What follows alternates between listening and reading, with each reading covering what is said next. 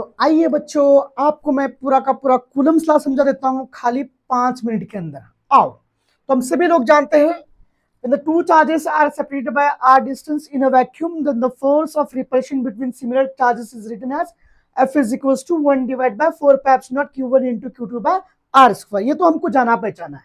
दूसरी बात क्या है यहाँ पर, अगर इन्हीं दो चार्जेस के बीच में अगर हम लोग मीडियम कंप्लीटली भरेंगे, इन्हीं दो चार्जेस के बीच में अगर हम लोग मीडियम कंप्लीटली भरेंगे, तो इन दोनों के बीच में का जो इफेक्टिव सेपरेशन होता है, that separation becomes thickness times of dielectric root of dielectric constant के।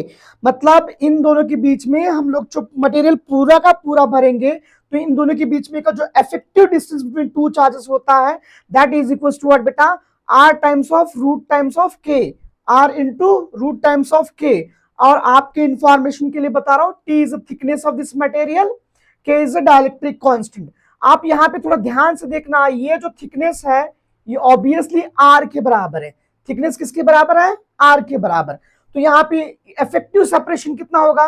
1 डिवाइड बाय 4 पे, ये यहाँ पे जो था as it is 1 divide by 4 पे epsilon Q1 into Q2, 1 divide by 4 पे एप्सिलॉन Q1 into Q2। अब यहाँ पे जो डिस्टेंस ऑफ सेपरेशन था उसमें अंतर आया, कितना आया? That is t times of root k, t times of root k whole square as it is। t की वैल्यू किसके बराबर लिखी मैंने यहाँ पे? r के बराबर लिखी है। पूरा का पूरा डिस्टेंस कवर हो रहा है r के बराबर। सो यहाँ पे k, then you just solve it here, you are going to be obtain 1 divided by 4 pi epsilon naught k times of q1 into q2 divided by r square। ये तो हम दोनों को, हम मतलब ये दोनों फार्मूले हम लोगों को पता थे सर। अब मजा आएगा, तीसरा फार्मूला कैसे बनता है। तीसरा कैसा फार्मूला, अभी सेम दो चार्जेस, सेम सेपरेशन है, हमको मटेरियल ही भी रखना है, लेकिन मटेरियल कंप्लीट ना रखकर हम लोग मटेरियल कैसा रखने वाले बेटा? पार्शियल रखने वाले। मटेरियल कैसे रखने वाले हम लोग? जिस पार्शियल, जिसका थिकनेस कितना है? T।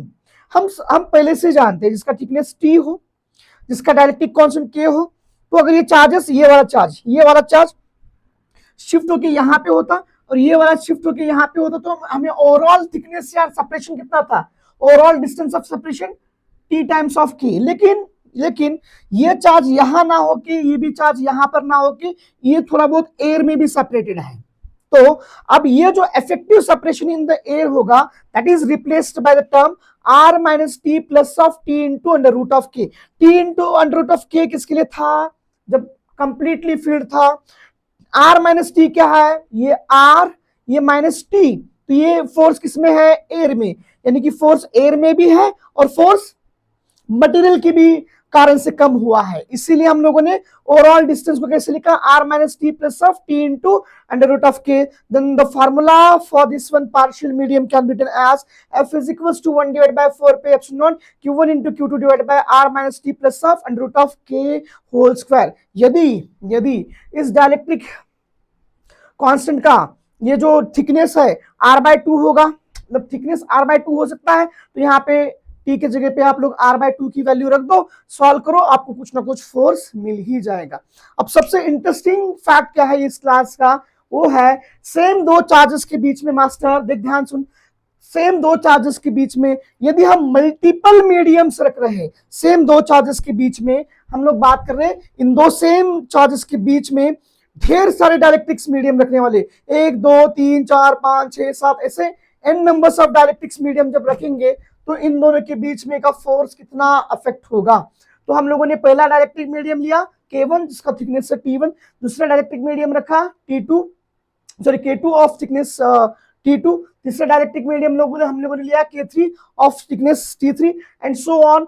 फाइनली यहाँ पे dielectric medium of constant Kn of thickness Tn। इस तरीके से मल्टीपल अगर हम लोग डाइलेक्ट्रिक मीडियम्स दो चार्जेस के बीच में रखेंगे, तो इन दोनों के बीच में का फोर्स जो इफेक्टिव होगा, that force F is equals to 1 divided by 4 pi epsilon naught Q1 Q2 divided by the summation over I is equals to N2 under root of Ki times of Ti whole square where I is an integer 1 2 3 4 5। अब ये कैसे आया? ये अगर सीखना है तो आपको मेरे चैनल पे आना होगा, पूरी क्लास देखना होगा, आपको समझ में आएगा।